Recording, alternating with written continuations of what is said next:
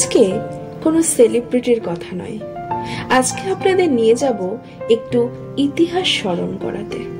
হ্যাঁ বন্ধুরা, ঠিকই শুনছেন। নমস্কার, চলে এসেছি আজকে আরো একটি নতুন ভিডিও নিয়ে। আজকের ভিডিওতে কি থাকলো অবশ্যই জানবো।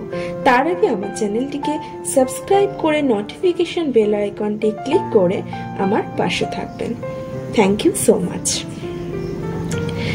চলুন আজ আমরা চলে যাব এমন একটি জায়গায় যার ইতিহাস জানলে আপনারাও অবাক হয়ে যাবেন, অথচ যা কিনা আপনার আমার বাড়ির খুব নিকটেই অবস্থিত, যেখানে গেলে আপনারা অনুভব করতে পারবেন মাটির সে মিষ্টি গন্ধ, অনুভব করতে পারবেন প্রকৃতির সৌন্দর্য, গ্রাম্য পরিবেশ। এই সবকিছুর মধ্যে আপনারা কোথাও যেন হারিয়ে যাবেন, কথা দিলাম। এটা শুধুমাত্র আমি লিখছি বলেই নয়, এটা আমি নিজে অনুভব করেছি। সত্যি তো, এই রোজকার চাকচিক্য, কোলাহল, শব্দ দূষণ, বায়ু দূষণ, ইট পাথরের এই শহরের থেকে একটু অন্যরকম। খোলা মাঠ, মিষ্টি বাতাস আর পাখির কলতান, আর তার সাথে যদি যুক্ত হয় মায়ের আশীর্বাদ, তাহলে মন্দ কিসের? হ্যাঁ বন্ধুরা, আমি সেই মায়ের কথাই বলছি, যার কথা হয়তো আপনারা এর আগেও শুনেছেন, হয়তো বা শোনেননি। আমি আপনাদের বলতে চলেছি মহানাদ গ্রামের কথা, আর সেইখানকার বহু প্রাচীন মন্দিরের মা ব্রহ্মময়ীর কথা। সন্তানেরা মায়ের কাছে গেলে যেমন মনটা ভালো হয়ে যায় মায়ের পরশ পেয়ে, ঠিক তেমনই এই মায়ের কাছে গেলেও আপনাদের কষ্ট অনেকটাই দূর হয়ে যাবে। তার কারণ শুনেছি এখানে মা সবসময় বিরাজ করেন, তার ভক্তদের মনোবাঞ্ছা পূর্ণ করেন। খুব জাগ্রত এই মা ব্রহ্মময়ী। রাজা কৃষ্ণচন্দ্র নিয়োগী মহানাদের অনেক বড় একজন জমিদার ছিলেন। তিনি কাঠ ও চিনির বড় ব্যবসায়ী ছিলেন। তার বাড়িতে তখন খুব ধুমধাম করে জাঁকজমক ভাবে দুর্গা পূজা, লক্ষ্মী পূজা, জগদ্ধাত্রী পূজা হতো। কিন্তু পুজো শেষ হলেই বিগ্রহ বিসর্জন দিয়ে দেওয়া হতো। নিত্য পুজোর কোনো ব্যবস্থা ছিল না। তাই এইরকমই কিছু একটা তিনি ভাবছিলেন। ইতিমধ্যেই তিনি একদিন ব্রহ্মময়ী দক্ষিণাকালীর স্বপ্নাদেশ পান, এবং তারপরেই রাজা কৃষ্ণচন্দ্র এই মন্দির প্রতিষ্ঠার কথা ভাবেন, যেখানে মায়ের বিগ্রহ বিসর্জন দেওয়া হবে না, সব সময় মা বিরাজ করবেন এই মন্দিরেই।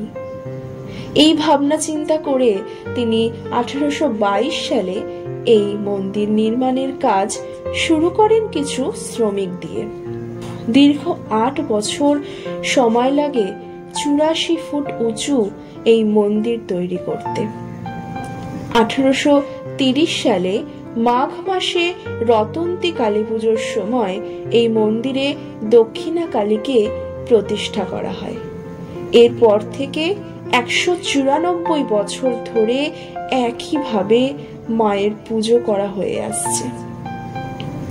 এই মন্দিরের প্রধান পুরোহিত শৈলেন্দ্রনাথ চক্রবর্তী জানান যে প্রতি সপ্তাহে শনি ও মঙ্গলবার এছাড়াও বিশেষ তিথিতে মায়ের পুজো করা হয়। এই মন্দিরের সব কথা ও ইতিহাস আমি জানতে পেরেছি নিয়োগী বংশের বর্তমান উত্তরসূরি মাননীয় স্বপন নিয়োগী মহারাজের কাছ থেকে। ওনার কথা থেকে এটাও জানতে পারি যে এই মন্দির প্রতিষ্ঠার কিছু বছরের মধ্যেই নিয়োগী পরিবারের পারিবারিক পরিচয় সূত্রে রানী রাসমণি এসেছিলেন এই মন্দির দর্শন করতে।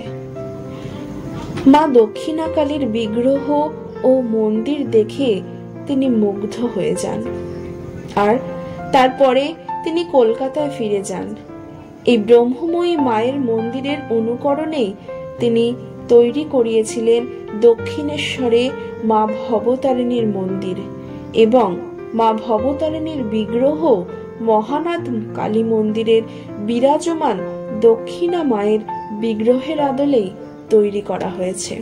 ব্রহ্মময়ী মায়ের মন্দিরের চার কোণে চারটে শিবলিঙ্গ আছে এবং তেতলা বিশিষ্ট মায়ের মন্দিরের সর্বোচ্চ তলায় রয়েছে হংসেশ্বর নামে এক শিবলিঙ্গর মূর্তি, যদিও এইখানে অনুপ্রবেশ নিষিদ্ধ। দক্ষিণেশ্বরের মন্দিরের অনেক আগে এই মন্দির নির্মিত হয়েছে বলে এই নিয়োগী বংশধরের দাবি। তবে স্বপন নিয়োগী মহাশয় মানুষটি অত্যন্তই ভালো, তার সাথে কথা বলে খুব ভালো লেগেছে আমার। তিনি এখনো নিজ হাতে প্রসাদ দেন সকল ভক্তদের। তবে হ্যাঁ, মাঘ মাসে প্রতিষ্ঠা দিবসে খুব ধুমধাম করে মায়ের পুজো করা হয়। আর মন্দিরের সামনে একটি জায়গা আছে, সেখানে মায়ের উদ্দেশ্যে বলি দেওয়া হয়। এই বলি প্রথা চালু করেছিলেন মহারাজ কৃষ্ণচন্দ্র নিজেই। তবে মহানাথের আরো অনেক ইতিহাস আছে, তা অন্যদিন অন্য কোনো ভিডিওতে আপনাদের জানাবো অবশ্যই।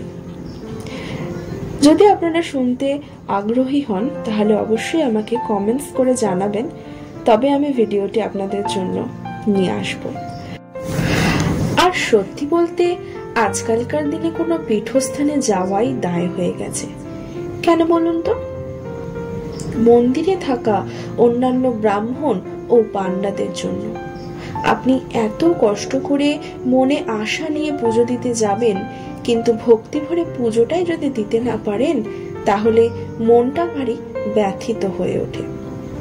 সেটা তারাপীঠই হোক বা তারকেশ্বর, আর দক্ষিণেশ্বরই হোক বা কালীঘাট, যেখানেই যান না কেন প্রচন্ড ভিড় আর পান্ডাদের অত্যাচার।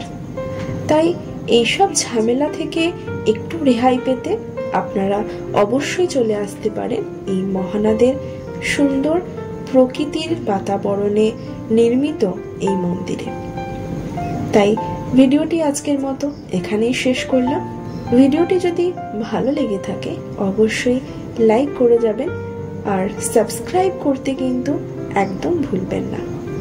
তাহলে বন্ধুরা, আজকের মতন ভিডিওটি এখানেই শেষ করছি। আপনারা সকলেই ভালো থাকবেন। নমস্কার।